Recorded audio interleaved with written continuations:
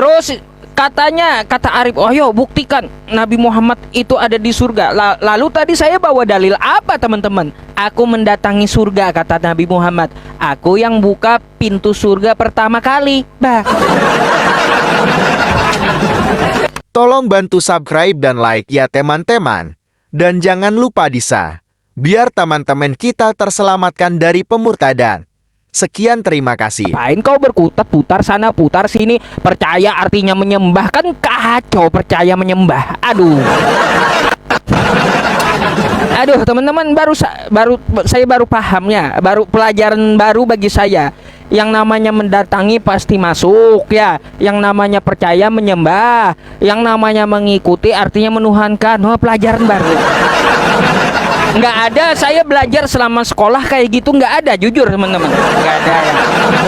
Nggak ada sama sekali. Ya kalau kita lihat ya Rip ya, yang kujabarkan tadi sudah sama kamu ya tentang Nabi Muhammad. Kira-kira apa yang belum terjawab teman-teman? Ya, Nabi Muhammad tidak bisa selamatkan keluarganya, udah. Nabi Muhammad perkataannya di Al-Quran, udah saya jawab.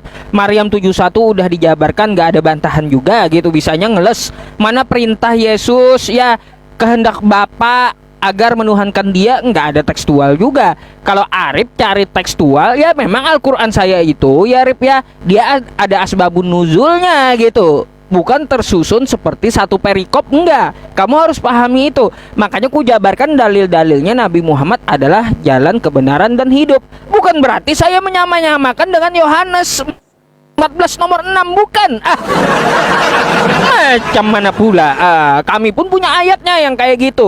Ayat yang kau agung-agungkan, yang kau bangga-banggakan, ternyata ada juga di tempat saya ya.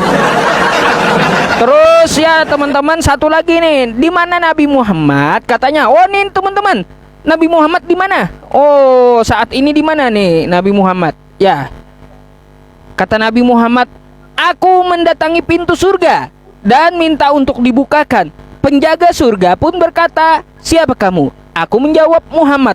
Penjaga surga berkata, aku telah diperintahkan membukanya untukmu dan aku tidak boleh membukanya untuk orang lain seperti orang lain sebelummu. Wah, ini Yesus ngambang, kagak dibukain. Kayak gimana teman-teman? Karena apa? Yang membuka pintu surga pertama kali itu Nabi Muhammad, bukan Yesus. Ya, bukan Yesus. Jadi saat ini Yesus naik yang katanya ke surga, berarti ngambang, teman-teman, ngambang. Melayang-layang pula di langit kan kayak gitu jadinya. Aduh, kayak gimana sih Arif? Teman-teman semuanya, saya mau bertanya dengan Arif sedikit waktu ya Arif ya. Agak lewat, saya bertanya ini lagi satu Arif. Ya silakan, karena supaya juga teman-teman penonton di sana memahami. Jadi walaupun sudah habis waktu, kalau memberikan pertanyaan masih boleh kita kasih kesempatan. Iya, silakan. ya. Sedikit aja nih. 2 Korintus 2:15 Rip. Ente buka. Coba kita baca. Sebab bagi Allah kami, 2 Korintus 2:15. 2 Korintus di teras 2 ayat juga 15. Ya. Di sini, sebab bagi Allah kami adalah bau yang harum dari Kristus nih, Kristus ya, di tengah-tengah mereka yang diselamatkan. Kata kamu kan. Tapi di Korintus ini Yesus diselamatkan. Pertanyaanku, siapa yang menyelamatkan Yesus? Coba kau jawab dulu. Ya, silakan. Ya. Nah, siapa yang menyelamatkan Yesus? Katanya juru selamat tapi diselamatin orang. Kayak gimana sih? Oke, baik. Sudah ya. Oke, baik. Teman-teman sekalian, ini waktu kita. Jadi teman-teman, yang saya mau tanggapi dengan Ustaz Yusuf, dia katakan bahwa Yesus itu hamba Tuhan atau bukan. Dia bawa Markus. Saya mau jawab itu dulu dengan singkat ya. Dalam kitab penulisan Injil kanonik ya, yaitu Matius, Markus, Lukas, dan Yohanes, itu dia memberikan perbedaan penyebutan di dalam tentang Yesus ini. Di dalam kitab Matius itu disebutkan sebagai anak Allah. Di dalam kitab Markus disebut sebagai hamba Allah. Yesus ini ya. Di dalam kitab Lukas disebut sebagai anak manusia. Ya, jadi ketika di dalam Yohanes disebut sebagai firman Allah yang hidup, yang adalah Allah. Jadi keempat ini, jadi Yesus disebut sebagai hamba Allah tentu saja karena dia datang ke dunia. Untuk apa? Untuk memang melaksanakan apa yang diperintahkan oleh sang sumber, sang Bapa kepadanya. Itu terjawab ya. Jadi kalau Anda melihat kitab Matius itu terurut, Yesus disebut sebagai anak Allah, Markus sebagai hamba Allah, Lukas sebagai anak manusia, Yohanes itu sebagai firman. Ya, oke, ya. Itu teman-teman sekalian. Kemudian pertanyaannya Ustadz, yaitu di dalam 2 Korintus. Saya jawab dulu itu karena saya lebih baik mungkin tanyakan tentang itu, karena jawaban Ustaz Yusuf juga dengan kitabnya ya itu aja teman-teman. Jadi saya harus menjawab pertanyaan itu penting.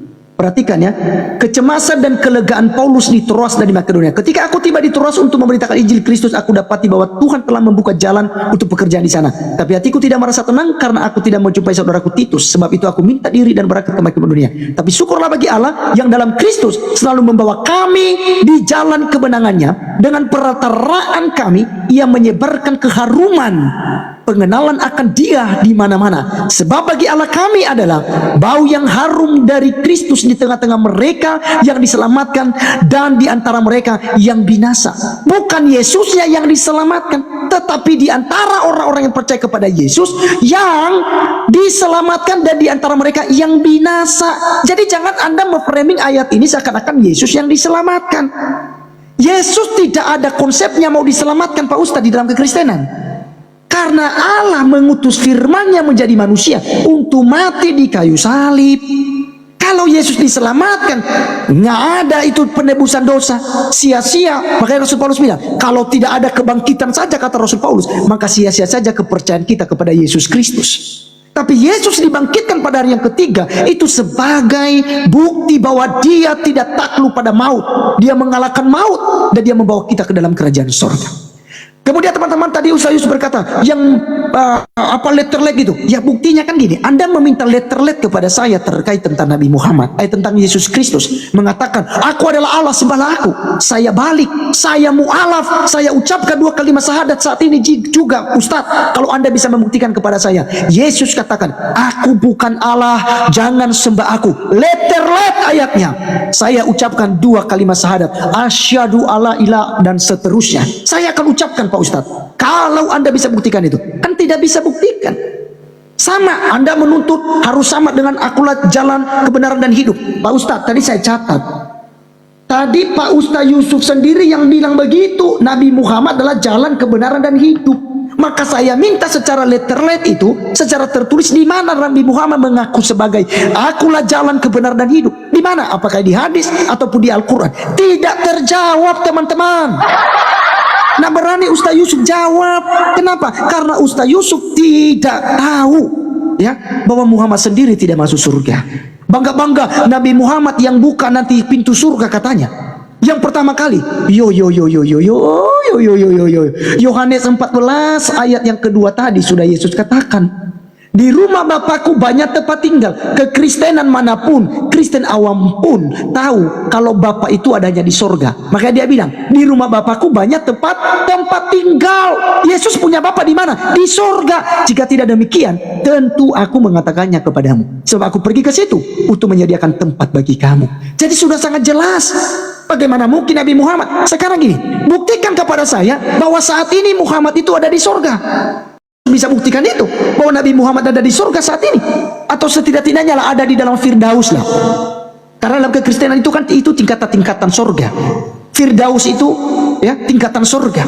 Sekarang jelaskan kepada saya apakah ada ayatnya bahwa Nabi Muhammad ya itu ada di surga saat ini.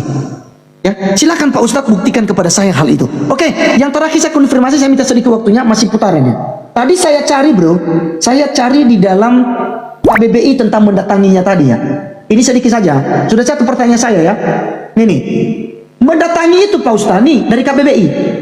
Datang, mengunjungi, menyinggahi, menghampiri, ini ya. Jadi kalau sudah berbicara tentang mendatangi, udah pasti masuk dong. Ya, menyinggahi itu berarti singgah ke situ, masuk ke situ, singgah kan? Otomatis masuk ke tempat itu. Itu yang saya maksud. Silakan. Oke.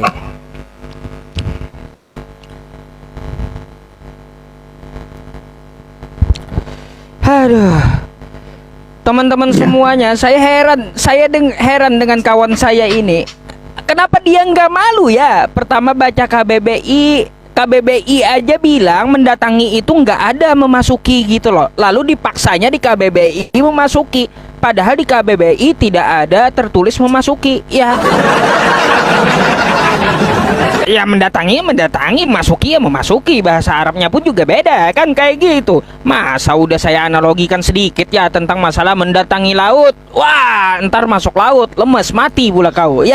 Terus mendatangi kubur, kau masuk kubur, mati pula kau. Ya, masuk kubur. Udah itu aja, kau nggak akan bisa paksa mendatangi itu masuk gitu. Dari sisi kaidah bahasa aja udah berbeda. Terus kata Arif, oh yo buktikan Nabi Muhammad itu ada di surga. Lalu tadi saya bawa dalil apa teman-teman? Aku mendatangi surga kata Nabi Muhammad. Aku yang buka pintu surga pertama kali.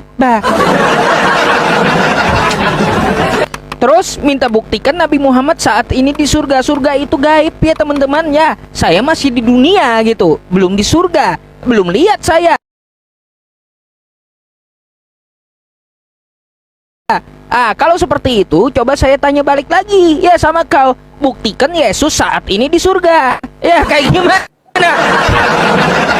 Kayak gimana? Kau pakai dalil, nggak main udah. Kalau yang gaib-gaib itu pakai dalil gitu ya teman-teman ya.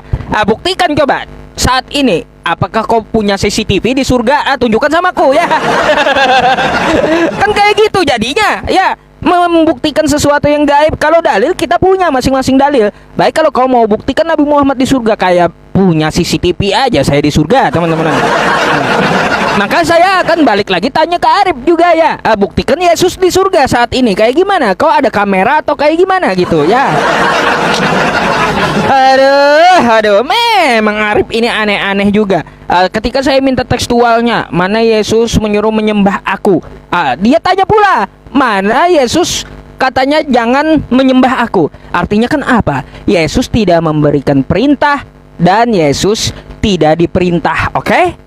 Artinya tidak ada perintah dari Yesus ya, tidak ada larangan dari Yesus. Ngapain kau Tuhan kan kagak jelas kayak gitu.